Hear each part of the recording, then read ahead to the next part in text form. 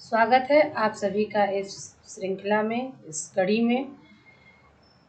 इस कड़ी में हम उपस्थित हैं हर्टाग समिति विषय बिंदु पर विस्तृत चर्चा करने के लिए।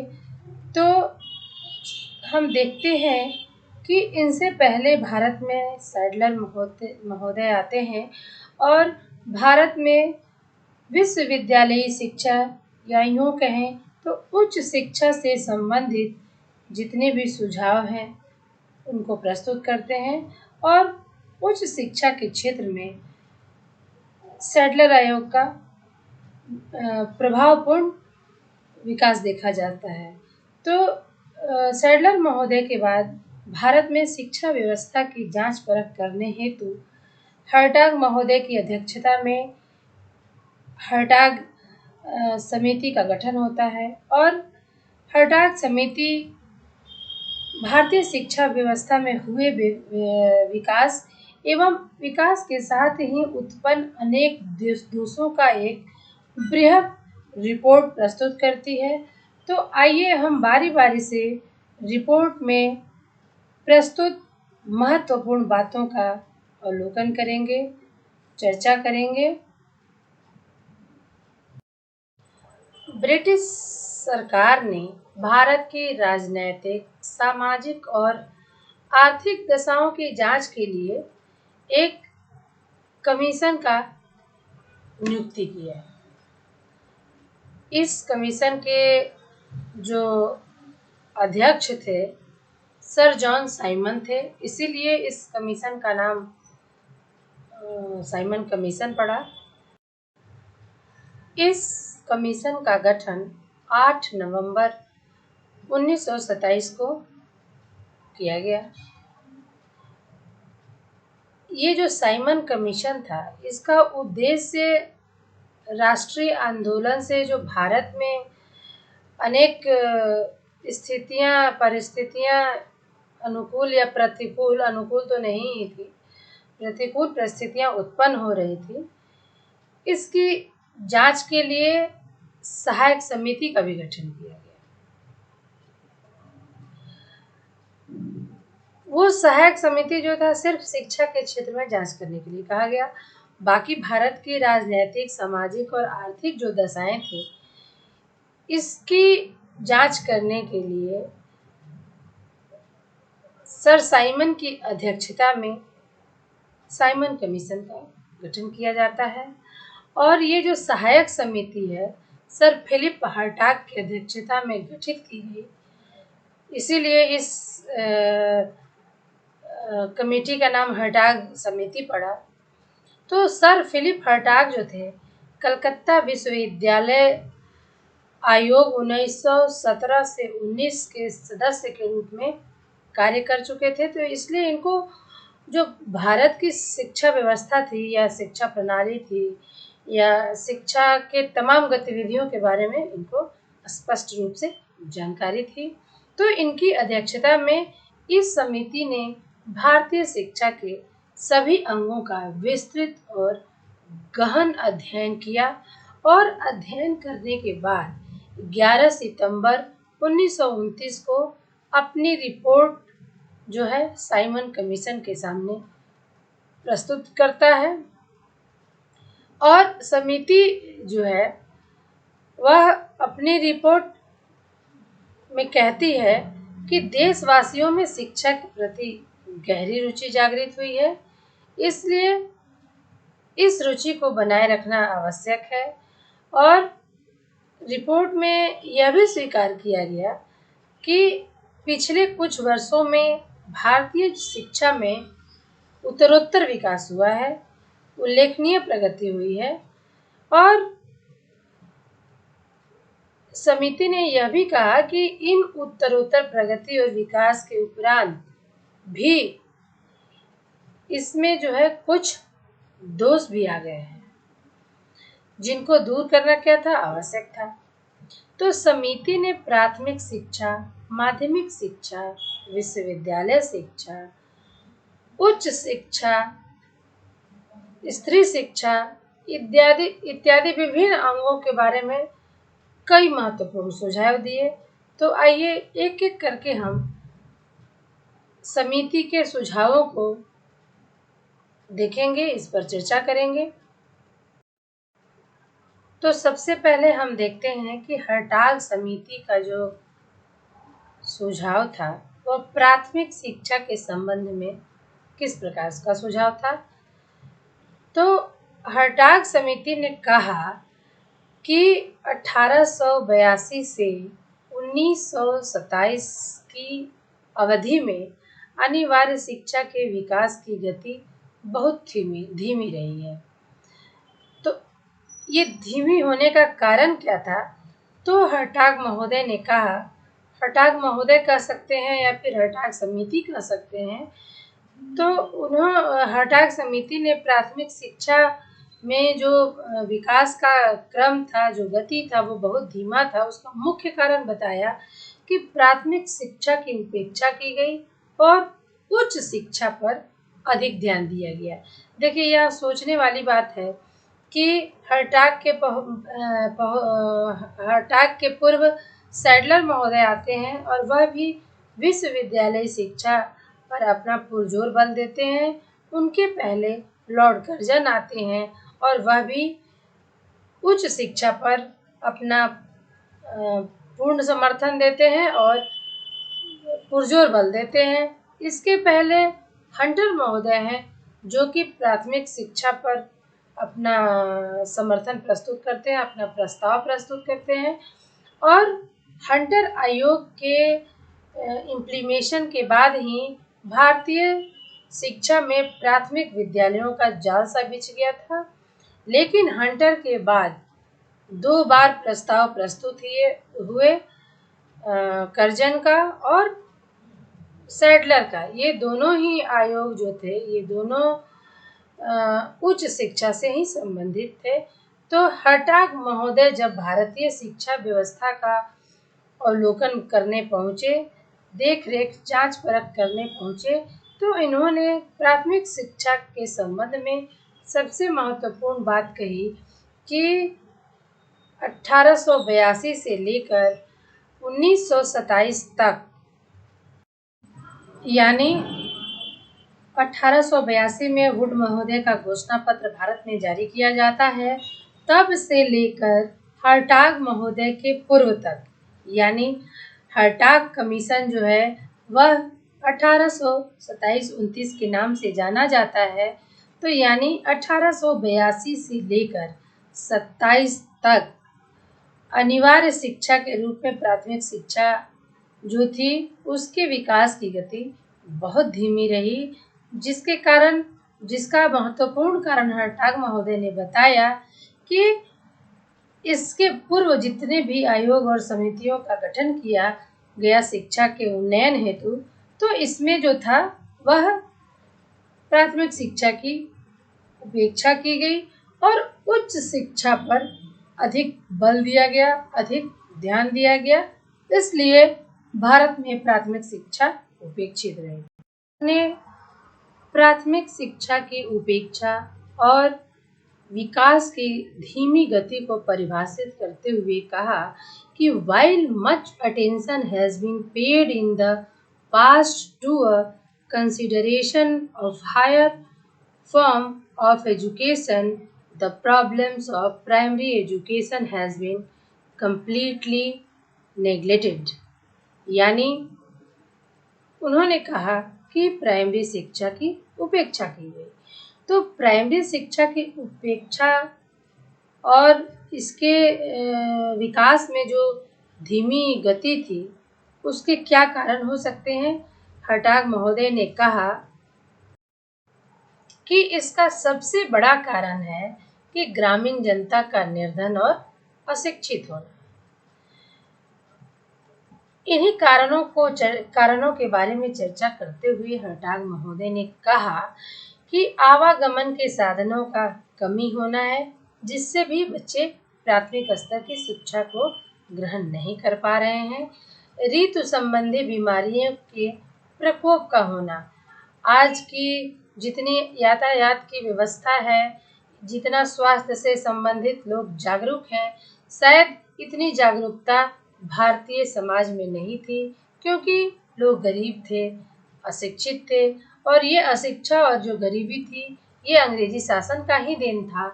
तो जैसे बरसात में वायरल फीवर हो जाता है, शीत ऋतु में ठंड लगने से कई बीमारियां हो जाती हैं, गर्मी में लू लग जाते हैं। तो ये ऋतु संबंधी बीमारियों का प्रकोप भी है जो प्राथमिक शिक्षा को विकसित नहीं होने दे पा रही है। तो फिर और जो कई महत्वपूर्ण कारण बताए, उसमें उन्होंने कहा कि बालकों का कृषि कार्य में लग जाना। सबसे पहले तो पेट है, बिना खाए पिए क्या हो सकता है। पढ़ना भी तब अनिवार्य लगता है जब भूखे पेट में भोजन हो। आज हम देख सकते हैं कि मिड डे मील का आयोजन सरकार ने इसीलिए कर रखा है कि बच्चे जो हैं वो खाना के चलते स्कूल से न भागें, खाना स्कूल में ही मिले, बच्चों को भोजन स्कूल में ही मिले, और वह अनिवार्य शिक्षा को ग्रहण कर सकें और इसका भरपूर लाभ उठा सकें। बालक जो है कृषि कार्य में लग जाते हैं और बालिकाएं जो है गृह कार्य में लगी रहती हैं, अपने मम्मी के कामों में हाथ बटा रही हैं। ग्रामीणों का रूढ़िवादी और अंधविश्वासी होना, ये भी प्राथमिक शिक्षा की उपेक्षा में ही आती है, क्योंकि गांव के लोग समझते हैं कि पढ़ लिख कर क्या होगा, मेहनत मजदूरी करेंगे, 2-4 रोटी घर में आएंगी, खा पी के खुश रहेंगे। तो ऐसे प्राचीन काल क्या कह सकते हैं, जहाँ जब गांव में अशिक्षा अधिक थी, तब गांव में कहा जाता था कि ये अशिक्षित लोग ही कहते थे कि पढ़ोगे लिखोगे बनोगे ऊद, भैंस चराओगे पियोगे दूध। यानी ऊद का मतलब है असभ्य, बेवकूफ, और भैंस को अगर चराओगे, पढ़ने से ज़्यादा बढ़िया था भैंस को चराना। यानी भैंस को चराओगे तो दूध पियोगे अमृत समान, तो पढ़ना क्यों फालतू। तो ये रूढ़िवादिता उस टाइम में थी, हर्टाग ने ऐसे ही नहीं कहा है। तो प्राथमिक शिक्षा की धीमी गति और इसकी उपेक्षा का एक महत्वपूर्ण कारण ग्रामीणों का रूढ़िवादी और अंधविश्वासी होना भी था। समाज में धार्मिक और जातीय भेदभाव का होना भी था। ये धार्मिक और जातीय भेदभाव प्राथमिक शिक्षा के उपेक्षा में बहुत बड़ा रोड़ा था। समिति ने कहा कि प्राथमिक शिक्षा के प्रसार और विस्तार के मार्ग में सबसे बड़ी जो बाधा है वह अपव्यय और अवरोधन की है।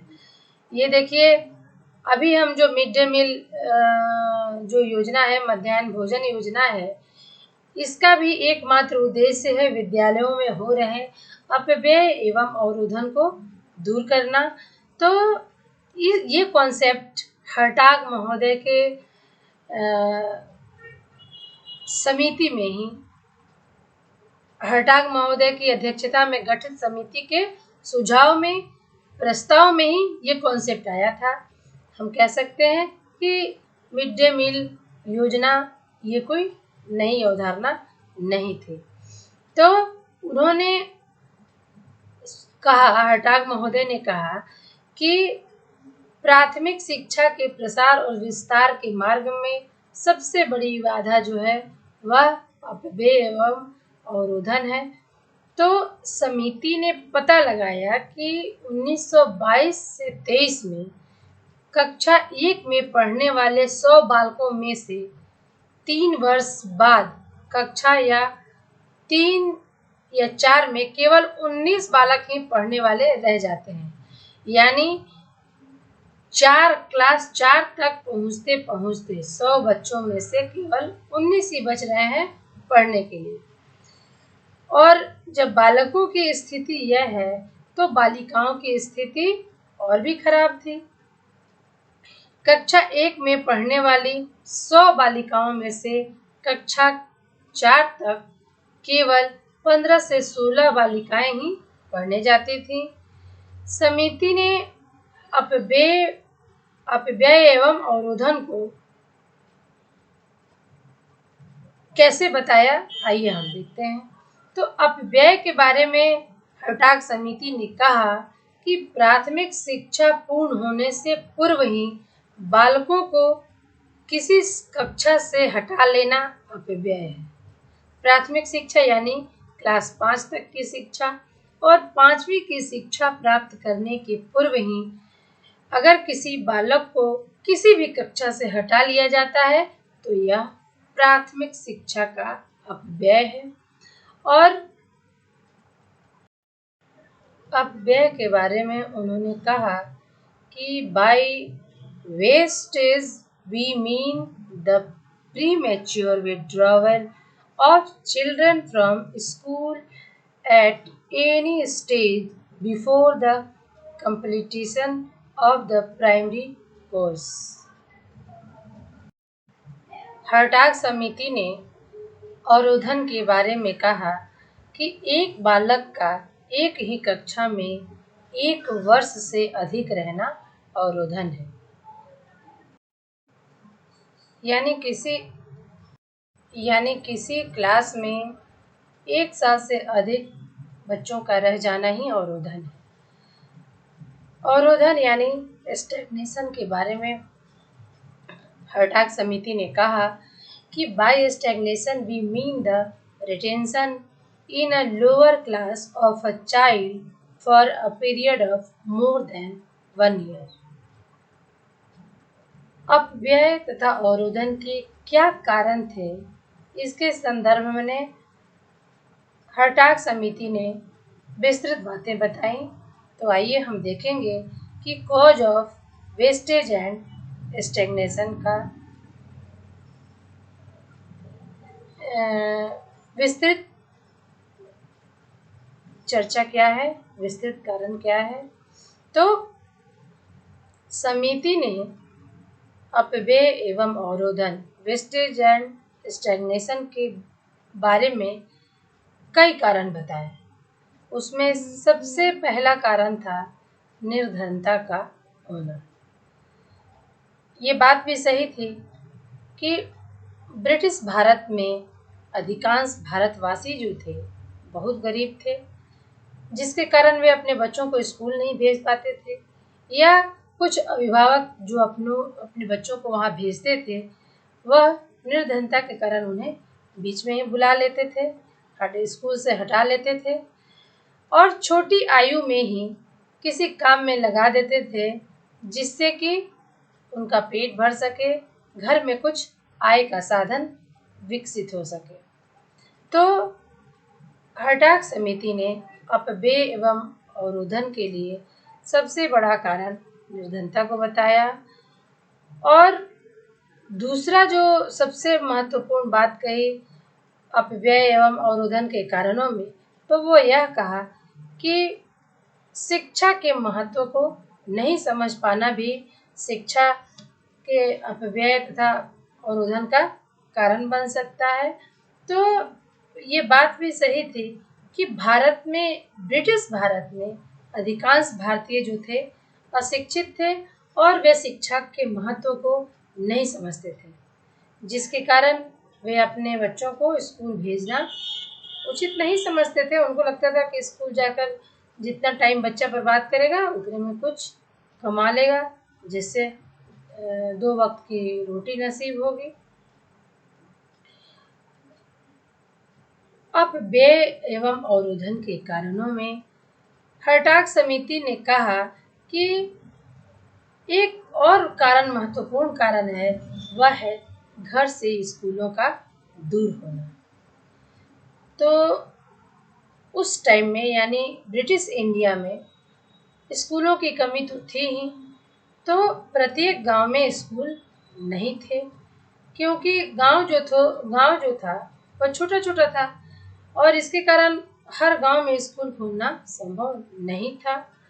तो दूर के स्कूलों में जाने के लिए आवागमन का साधन उपलब्ध नहीं था, जिससे भारतीय अभिभावक अपने बच्चों को स्कूल नहीं भेज पाते थे और अनिवार्य शिक्षा से वंचित हो जाते थे भारतीय विद्यार्थी, भारतीय बालक।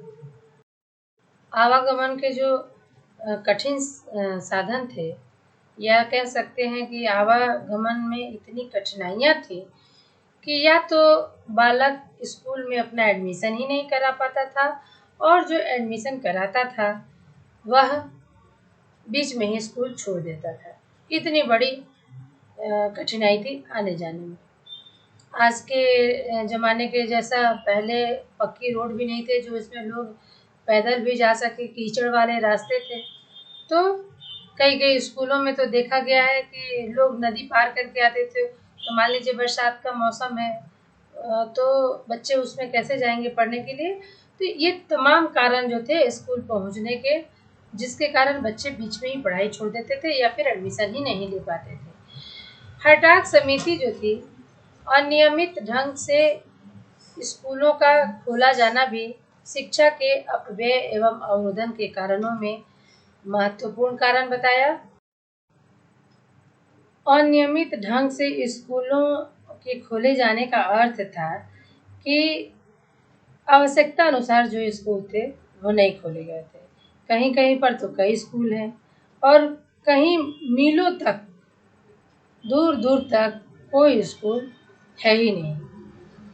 तो ऐसा हर्टाग समिति ने अनुभव किया कि पिछड़े और पूर्ण रूप से अशिक्षित क्षेत्रों में तो स्कूल है ही नहीं, खोले ही नहीं गए हैं, जिससे क्या हुआ, इन क्षेत्रों के बालक स्कूलों में प्रवेश प्राप्त करने से वंचित रहते हैं। तो कैसे पढ़ने लिखे जाएंगे। ये प्राथमिक शिक्षा की उपेक्षा का कारण बता रहे हैं। तो प्राथमिक शिक्षा की उपेक्षा के कारणों में एक और महत्वपूर्ण कारण बताते हैं कि ग्रामीण और जातीय भेदभाव का होना, धार्मिक और जातीय भेदभाव का होना। और जातीय भेदभाव क्या है? तो धार्मिक और जातीय भेदभाव के कारण एक धर्म अथवा जाति के बालक दूसरे वर्ग के द्वारा संचालित स्कूलों में अपने बालकों को भेजना नहीं चाहते थे।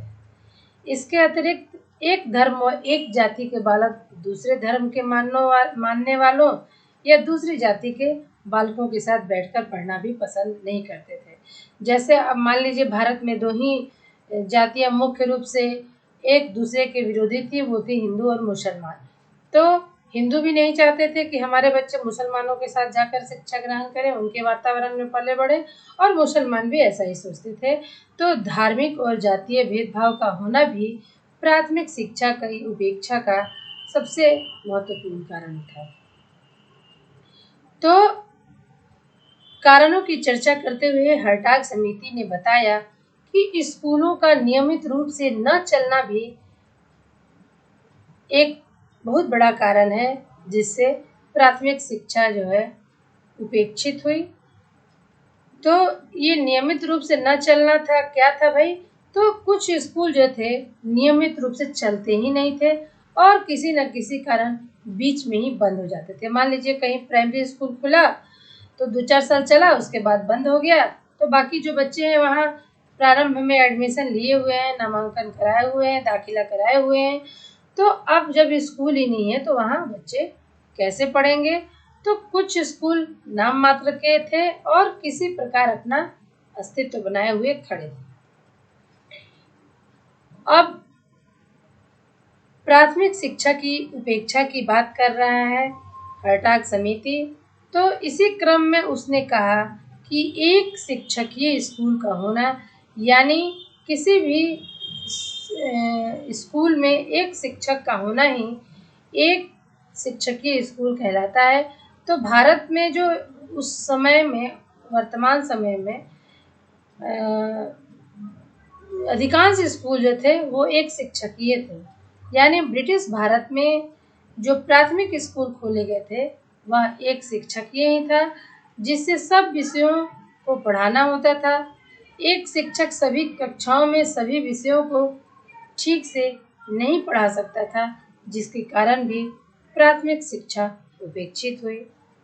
इसी क्रम में हर्टाग समिति ने कहा कि प्राथमिक शिक्षा का विस्तार जो है धीमी गति से होने का कारण और इसके उपेक्षित हो जाने का कारण दोषपूर्ण पाठ्यक्रम का होना भी है।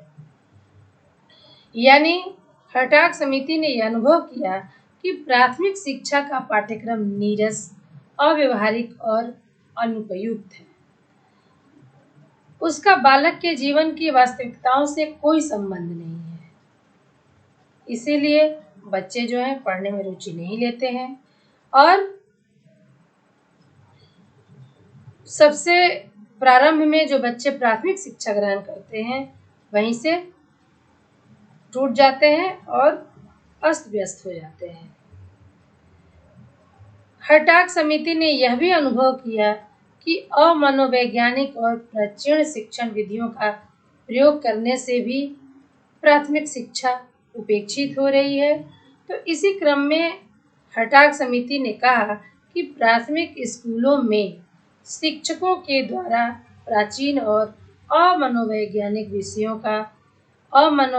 विधियों का प्रयोग किया जाता है, जिसके कारण शिक्षा में बच्चों की रुचि जागृत नहीं होती है, इंटरेस्ट उत्पन्न नहीं होता है और जिसके कारण शिक्षा जो है बच्चे ग्रहण नहीं करते हैं, वे अपने अध्ययन के लिए आकर्षित नहीं हो पाते हैं और उस पर ध्यान ही नहीं देते। जब बच्चे ध्यान ही नहीं देंगे तो शिक्षा का लाभ निश्चित तौर पर नहीं प्राप्त कर पाएंगे। हर्टाग समिति ने यह भी अनुभव किया कि योग्य और प्रशिक्षित शिक्षक जो हैं उपलब्ध नहीं है भारत में, इसलिए भी यहाँ प्राथमिक शिक्षा का विस्तार धीमा है और यह उपेक्षित भी है। तो प्राथमिक स्कूलों में योग्य और प्रशिक्षित शिक्षक नहीं है और ऐसे में जो शिक्षक स्कूलों में नियुक्त हैं तो शिक्षण में न तो बालकों की रुचि जागृत कर पाते हैं और न ही उनको प्रेरणा दे पाते हैं। और ग्रामीण क्षेत्रों में तो शिक्षकों का उपलब्ध होना और भी कठिन था। शिक्षिकाएं तो सुदूर ग्रामीण क्षेत्रों में जाने के लिए बिल्कुल तैयार ही नहीं होती थी। तो योग्य प्रशिक्षित शिक्षक को ही पता होता है कि किन किन विधियों और प्रविधियों को अपनाकर शिक्षण प्रक्रिया को रुचिपूर्ण बनाएं, ताकि बच्चे जो हैं शिक्षण की ओर, अधिगम की ओर आकर्षित हों। हर्टाग समिति ने प्राथमिक शिक्षा की उपेक्षा के कारणों में से बताया कि निरीक्षण व्यवस्था का असंतोषजनक होना भी एक सबसे बड़ा कारण है। यानी प्राथमिक स्कूल में निरीक्षण व्यवस्था अपर्याप्त और असंतोषजनक थी और हर्टाग समिति ने अनुभव किया कि स्कूलों के निरीक्षण के लिए निरीक्षकों की संख्या बहुत कम थी, जिसके कारण स्कूलों का भली भांति निरीक्षण ही नहीं हो पाता था और न ये स्कूल अपने कार्य प्रणाली को चुस्त दुरुस्त कर पाते थे। जब कोई देखेगा नहीं तो कोई काम क्यों करेगा। ऐसी मानसिकता लोगों के बीच चाहे अनचाहे आ ही जाती है। प्राथमिक शिक्षा के उपेक्षित हो जाने का एक कारण बालिकाओं के स्कूल जाने में कठिनाइयों को बताते हैं।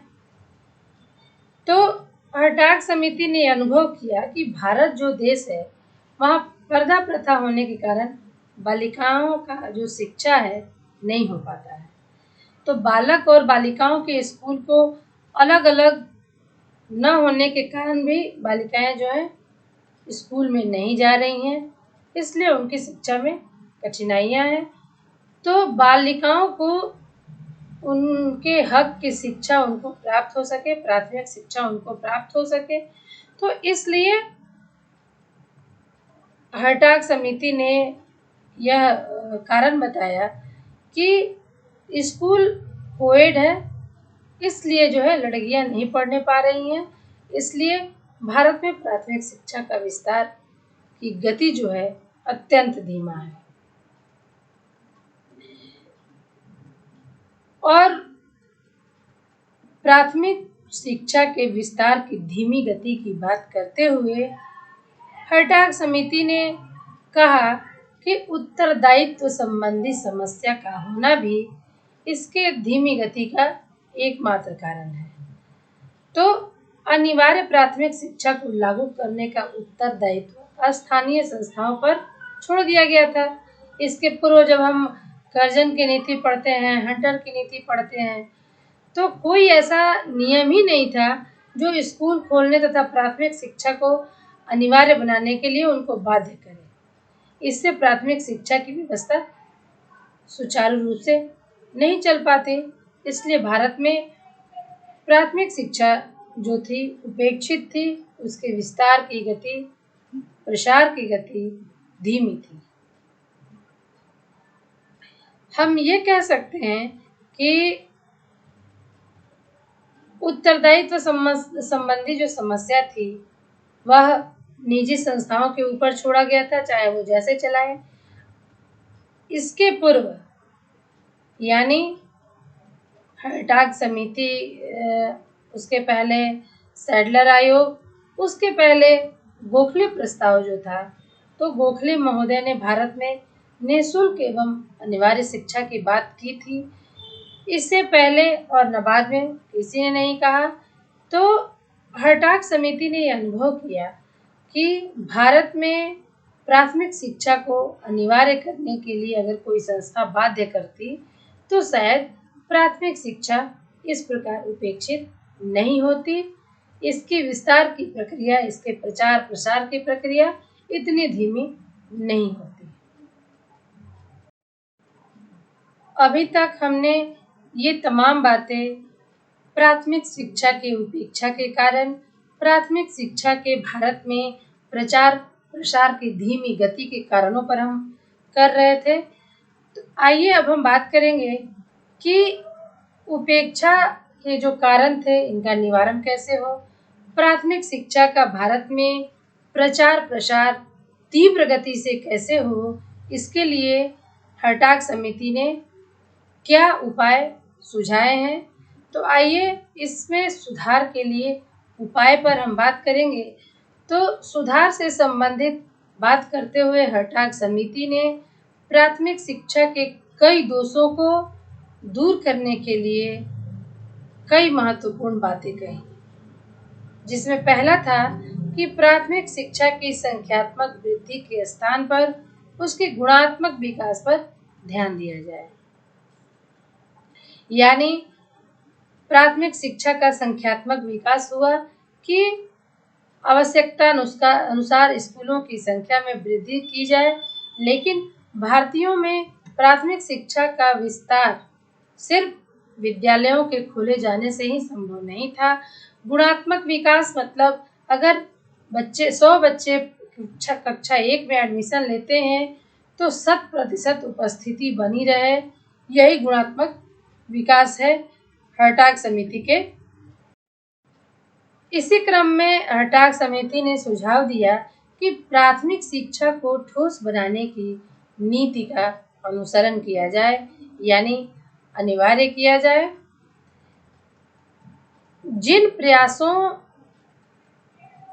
जिन प्राथमिक विद्यालयों की व्यवस्था ठीक नहीं है और छात्रों की संख्या कम है, उनको बंद कर दिया जाए, क्योंकि इस तरह झूठ मूठ का वहाँ खर्च बढ़ रहा है और गुणात्मक विकास कुछ हो नहीं रहा है। तो ऐसे विद्यालयों को बंद कर और उस पर जो हो रही जो राशि व्यय हो रही है, उस राशि को किसी अन्य विद्यालयों में खर्च कर उसका पुनरुत्थान किया जाए, उसके विकास में योगदान दिया जाए। तो प्राथमिक शिक्षा को अनिवार्य करने में शीघ्रता न की जाए, उसे पर्याप्त सोच विचार के उपरांत लागू किया जाए। प्राथमिक शिक्षा तो अनिवार्य हो, परंतु इस अनिवार्यता में अफरा तफरी न बरता जाए। इस बिंदु पर काफी सोच समझकर विचार किया जाए, क्योंकि उस समय भारत में स्कूलों की कमी थी। तो अगर अनिवार्य कर दिया जाता तो सभी क्षेत्रों में बराबर ही बच्चे पढ़ने नहीं जाते थे। किसी क्षेत्र में बच्चे अधिक थे तो किसी क्षेत्र में कम थे। तो यानी इन तमाम स्थितियों के अवलोकनार्थ सोच विचार किया जाए और इसके उपरांत ही लागू किया जाए। तो प्राथमिक शिक्षा का भार पूर्णतः स्थानीय निकायों पर नहीं छोड़ा जाए, क्योंकि हर्टाग समिति ने कहा कि कोई निश्चित नियम ही नहीं थी कि शिक्षा के लिए कौन खर्च करे, क्या करे, नियम बनाए। इससे भारत में प्राथमिक शिक्षा उपेक्षित थी। तो इसको दूर करने के लिए हर्टाग समिति ने यह सुझाव दिया कि प्राथमिक शिक्षा का भार पूर्णतः स्थानीय निकायों पर न छोड़ा जाए, जिससे शिक्षा का विकास या शिक्षा का विस्तार प्रक्रिया जो है बोझिल हो जाए। प्राथमिक विद्यालयों के निरीक्षकों की संख्या में वृद्धि की जाए। कोई भी स्कूल अपने कार्य प्रणाली को किस प्रकार निर्वहन कर रही है, इसकी जांच के लिए, इसकी देखरेख के लिए निरीक्षणकर्ताओं की नियुक्ति अधिक से अधिक की जाए, इनकी संख्या में वृद्धि की जाए, जिससे ये जो स्कूल जो हैं अपने कार्य को सही समय पर और सही दिशा में कर सकें। प्राथमिक विद्यालयों में शिक्षा की अवधि कम से कम 4 वर्ष की जाए, जिससे प्राथमिक शिक्षा के प्रति लोगों का आकर्षण बढ़े। प्राथमिक शिक्षा के पाठ्यक्रम में सुधार किया जाए। हम इसमें देख रहे हैं कि जो कारण थे उसके निवारण के लिए हर्टाग समिति ने सुझाव दिया। कहा कि पाठ्यक्रम जीवनोपयोगी नहीं है, व्यवहारिक नहीं है, उदार नहीं है, और इन सभी दोषों को हटाकर पाठ्यक्रम को, यानी प्राथमिक शिक्षा के पाठ्यक्रम को वातावरण एवं परिस्थिति के अनुकूल बनाया जाए, जिससे बच्चों का अपनी पढ़ाई के प्रति आकर्षण बढ़े। अभिभावक भी आकर्षित हो। जब तक अभिभावक आकर्षित नहीं होंगे, वे अपने बच्चों को इस हेतु प्रेरित नहीं करेंगे। अगर अभिभावक ही प्रेरित ना करें तो बच्चे जो हैं प्राथमिक शिक्षा से वंचित रह जाएंगे और इसके प्रचार एवं प्रसार की जो प्रक्रिया है वह धीमी की धीमी ही रह जाएगी और पुनः भारत में प्राथमिक शिक्षा उपेक्षित रह जाएगी। प्राथमिक शिक्षा के प्रचार प्रसार हेतु सुझाव देते हुए हर्टाग समिति ने कहा कि प्राथमिक विद्यालयों का जो समय है, अवकाश है और उसके अन्य कार्यक्रम जो हैं, इन सब की व्यवस्था ऋतुओं और क्षेत्र की आवश्यकताओं के अनुसार की जाए। यानी जैसे आज भी हम देखते हैं कि एक नेतरहाट विद्यालय में 1 महीने की शीतावकाश होती है, क्योंकि उस क्षेत्र में ठंड अधिक पड़ती है। गर्म क्षेत्रों में राजस्थान के कई स्कूलों में 6 बजे से विद्यालय प्रारंभ होता है और 11-12 बजे तक सिमट जाता है। जैसे समशीतोष्ण जो एरिया है वहाँ देखिए कि 10 से 4 चलता है। यानी ये हर्टाग महोदय की अवधारणा थी, जिससे इन दोषों को दूर कर हर्टाग समिति ने सुझाव देते हुए कहा कि भारत में जो प्राथमिक विद्यालय हैं, इन विद्यालयों को मनोरंजन, ग्राम सुधार, प्रौढ़ शिक्षा और साधारण चिकित्सा केंद्र बनाए जाने के लिए भी सुविधा प्रदान की जाए, ताकि जो ग्रामीण जनता है, जो भारत की जनता है, विद्यालयों तक आए, उसके बारे में समझे इस और फिर अपने बच्चों को पढ़ने के लिए भेजें। विद्यालय में आने के लिए इन तमाम सुविधाओं को प्रदान करने से प्राथमिक शिक्षा का प्रचार प्रसार बढ़ेगा। प्राथमिक विद्यालयों की निम्नतम कक्षाओं पर विशेष ध्यान दिया जाए और उनमें होने वाले अपव्यय तथा अवरोधन को रोकने के लिए विशेष प्रयत्न किया जाए। यानी किसी बच्चे को बीच में पढ़ाई छोड़ना नहीं है और किसी बच्चे को एक ही क्लास में 1 साल से ज़्यादा रहना नहीं है, चाहे वो कारण कुछ भी हो। इस बात पर ज़्यादा फोकस करना है कि ऐसी स्थिति स्कूलों में ना आए। हर्टाग समिति ने इस परिस्थिति को न आने का एकमात्र कारण बताया ताकि प्राथमिक शिक्षा के प्रसार में सुधार हो सके, इसकी उपेक्षा न हो, भारतीय शिक्षाकरण का ग्रहण करें, भारतीय बालक प्राथमिक शिक्षा से लाभान्वित हो। इन तमाम बातों को ध्यान में रखते हुए हटाग महोदय ने यह बताया, सुझाव दिया और इसी क्रम में सुझाव देते हुए हटाग समिति ने कहा कि प्राथमिक विद्यालय में अध्ययन करने वाले जो छात्र हैं, इन छात्रों में स्वच्छता, स्वास्थ्य, सहकारिता, आत्मविश्वास आदि गुणों का विकास किया जाए। इन गुणों के विकास हेतु शिक्षक के द्वारा कई अलग से कार्यक्रमों का आयोजन किया जाए, जिससे बच्चों में इन भावनाओं का समुचित विकास हो सके। ये तो रही बच्चों के बारे में बात। हटाग समिति ने प्राथमिक शिक्षा के प्रसार की गति को तीव्र बढ़ाने के लिए जिन सुधारों की चर्चा की है, उन सुधारों में जो महत्वपूर्ण बात है उसकी चर्चा हम कर रहे हैं। और इसी क्रम में हटाग समिति ने यह सुझाव दिया कि प्राथमिक शिक्षकों के वेतन में वृद्धि की जाए और उनकी सेवा शर्तों में सुधार किया जाए, जिससे शिक्षक जो हैं अपने जीविकोपार्जन के लिए, अपने अर्थोपार्जन के लिए विद्यालय के अलावे इधर उधर अपना ध्यान न भटकाएं या फिर अपनी ऊर्जा शक्ति को इधर उधर न लगाएं। यानी अगर शिक्षक का जो नियत वेतन है वह अगर सही है तो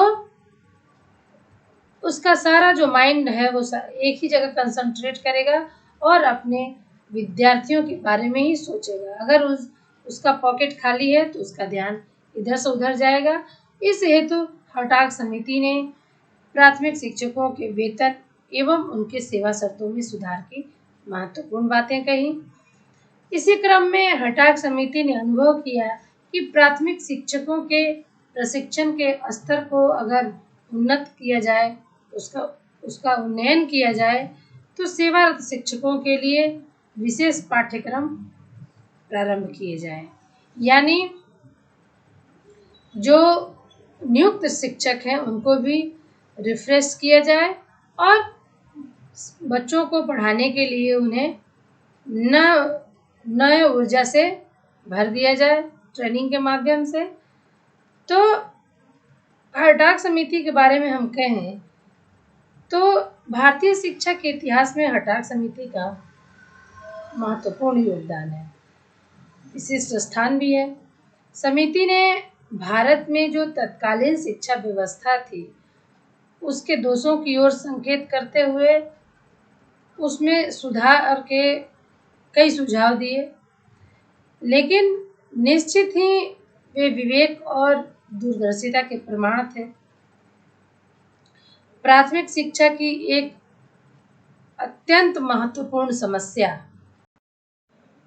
अपव्यय एवं अवरोधन को दूर करने के लिए जो सुझाव दिया गया वह हटाग समिति द्वारा दिए गए जो सुझाव है वह अत्यंत उपयोगी और महत्वपूर्ण था।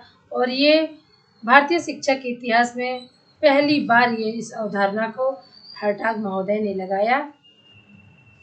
लाया, जो काफ़ी उपयोगी साबित हुआ भारतीय शिक्षा के प्रसार को तीव्र करने में।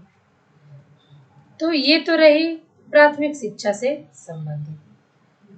क्या प्राथमिक शिक्षा के उपेक्षा और इसके प्रसार में जो गति थी वह धीमी थी, उसके कारण और निवारण थे।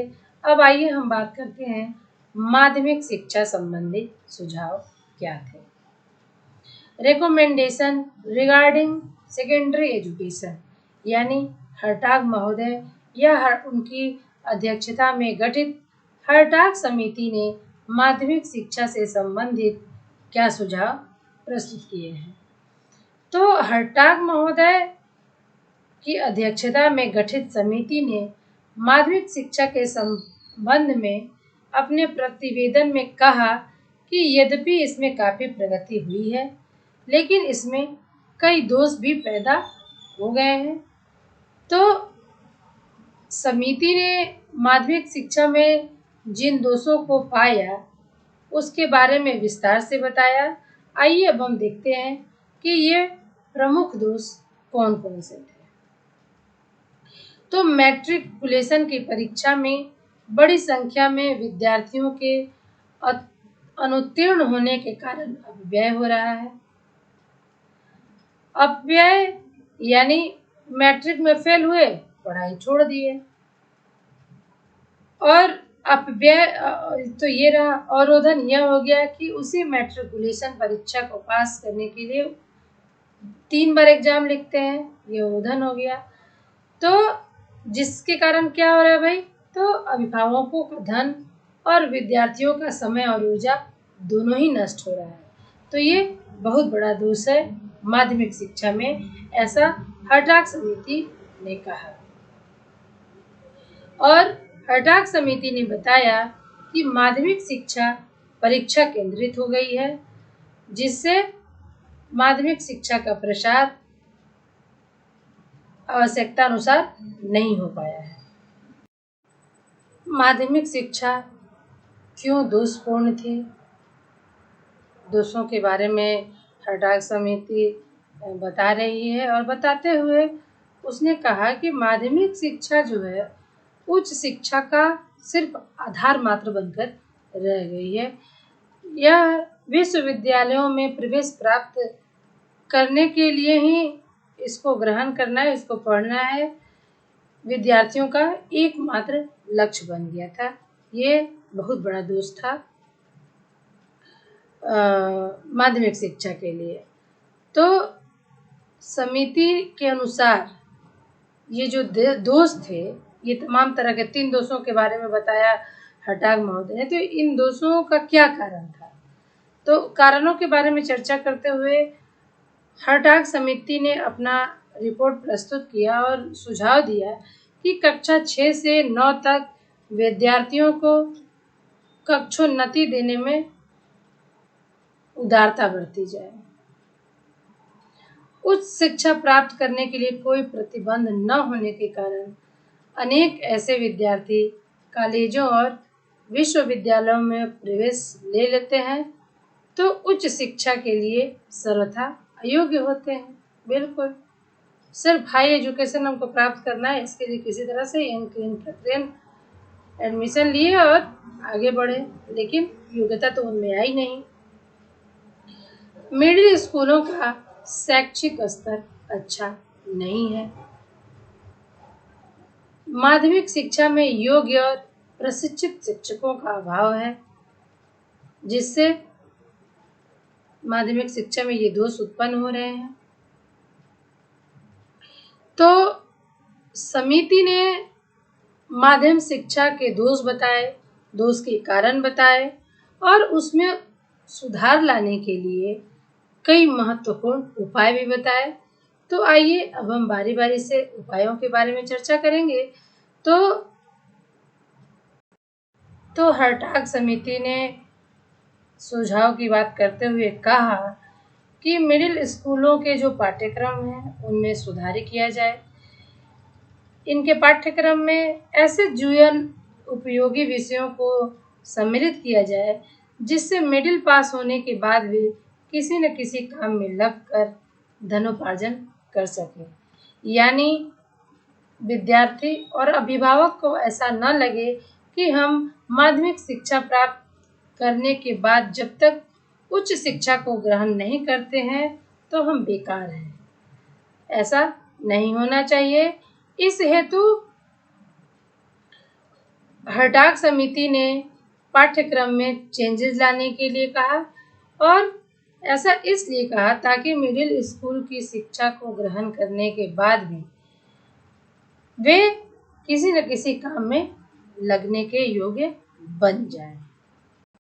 मिडिल स्कूली शिक्षा प्राप्त करने के अंत में मिडिल की सार्वजनिक परीक्षा ली जाए और उसमें उत्तीर्ण विद्यार्थियों को उनकी योग्यता और आवश्यकता के अनुसार व्यवसायों और उद्योगों का प्रशिक्षण दिया जाए। जैसे सार्वजनिक परीक्षा के माध्यम से बच्चों की योग्यता का पता लग जाए। माध्यमिक शिक्षा में उत्पन्न दोषों के कारण एवं निवारण हेतु सुझावों को प्रस्तुत करते हुए हटाग समिति ने सुझाव दिया कि हाई स्कूल कक्षाओं के पाठ्यक्रम में व्यावसायिक और औद्योगिक विषयों का समावेश किया जाए, जिससे क्या होगा कि हाई स्कूल पास करने के बाद वे सभी बच्चे किसी न किसी काम धंधे में लग जाएं। ऐसा पाठ्यक्रम होना चाहिए। इसी क्रम में हटाग समिति ने कहा कि हाई स्कूल के स्तर पर वैकल्पिक पाठ्यक्रमों की व्यवस्था की जाए और विद्यार्थियों को अपनी रुचि के अनुसार विषयों के चयन की छूट दी जाए।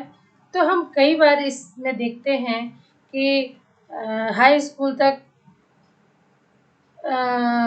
विषयों के चयन अभी जो मैट्रिक के बाद हुआ है, साइंस, आर्ट्स और कॉमर्स इत्यादि इत्यादि विषयों का चयन तो ये क्लास 8 के बाद से ही हो जाता था और बच्चों की रुचि यानी छात्र की रुचि किस संकाय में है वह स्पष्ट हो जाने से बच्चे संबंधित या इच्छित या अपने इच्छा अनुसार विषयों को पढ़कर उसमें अपना भली-भांति प्रगति करते थे। कुछ विषयों में जो था वैकल्पिक था, जैसे एडवांस मैथ को ना रखकर इकोनॉमिक्स रखा जाए, इकोनॉमिक्स को ना रखकर कला रखा जाए, कला को ना रखकर लड़कियां होम साइंस को रखती थी। तो ये तमाम विकल्प के प्रावधान थे कालांतर में, लेकिन इसकी संकल्पना हटाग समिति में ही की गई है। माध्यमिक शिक्षा के सुधार हेतु हटाग महोदय की अध्यक्षता में गठित समिति ने कहा कि माध्यमिक विद्यालयों में उच्च शैक्षिक योग्यता प्राप्त और प्रशिक्षित शिक्षकों को ही नियुक्त किया जाए, जिससे माध्यमिक शिक्षा की गुणवत्ता में सुधार हो सके, माध्यमिक शिक्षा का गुणात्मक विकास हो सके, न कि संख्यात्मक।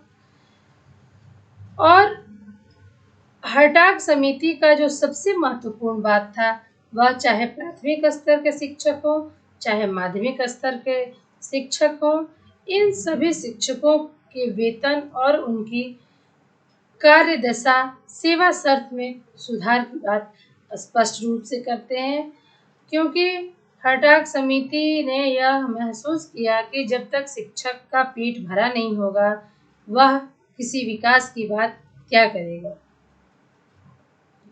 शिक्षा के स्तर को ऊंचा उठाने के लिए हटाग समिति के सदस्यों ने शिक्षकों को प्रशिक्षित करने की समुचित व्यवस्था पर भी बल दिया, क्योंकि एक प्रशिक्षित शिक्षक ही शिक्षा और शिक्षण प्रक्रिया दोनों को चुस्त एवं दुरुस्त बना सकता है।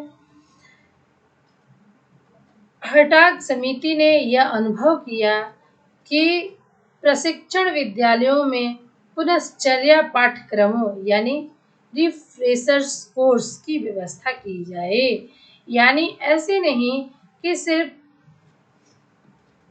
उच्च शिक्षा को ग्रहण किए बच्चे प्रशिक्षित बने और टीचर बन गए और फिर उन्हें किसी प्रशिक्षण की कोई आवश्यकता नहीं है। हटाग समिति ने यह अनुभव किया कि अगर भारत में माध्यमिक शिक्षा का विस्तार गुणात्मक रूप से हम चाहते हैं तो हमें नियुक्त शिक्षकों को भी रिफ्रेशर्स कोर्स कराने चाहिए।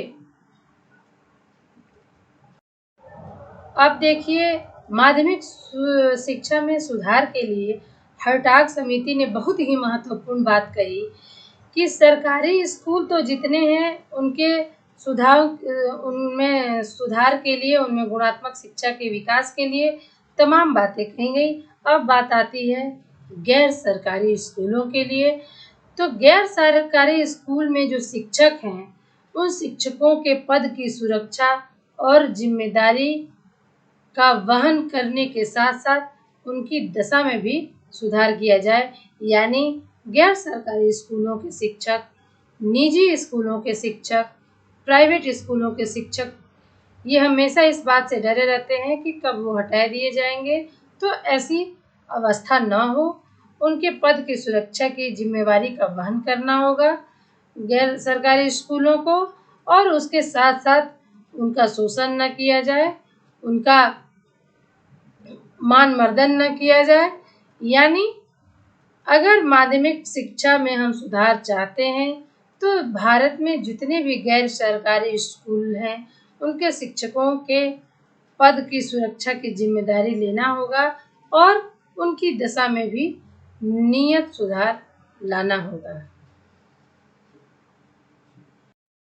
तो ये था भारत में साइमन कमीशन के निर्देशन में गठित हर्टाग समिति 1927 से लेकर 1929 तक में जो हर्टाग समिति ने भारतीय शिक्षा व्यवस्था से संबंधित प्राथमिक शिक्षा और माध्यमिक शिक्षा के संबंध में जो दोष थे, उन दोषों का कारण क्या था और उन कारणों का निवारण कैसे हो सकता है, इस संदर्भ में अनेक सुझाव प्रस्तुत किए जो भारतीय शिक्षा व्यवस्था में विशिष्ट स्थान रखता है। और इन्हीं विशिष्ट बातों के कारण हर्टाग समिति को ब्रिटिश भारतीय शिक्षा में महत्वपूर्ण स्थान प्राप्त है। तो हर्टाग समिति के प्राथमिक शिक्षा संबंधी सुझाव और माध्यमिक शिक्षा संबंधी सुझावों के साथ ही ये वीडियो समाप्त होता है। धन्यवाद।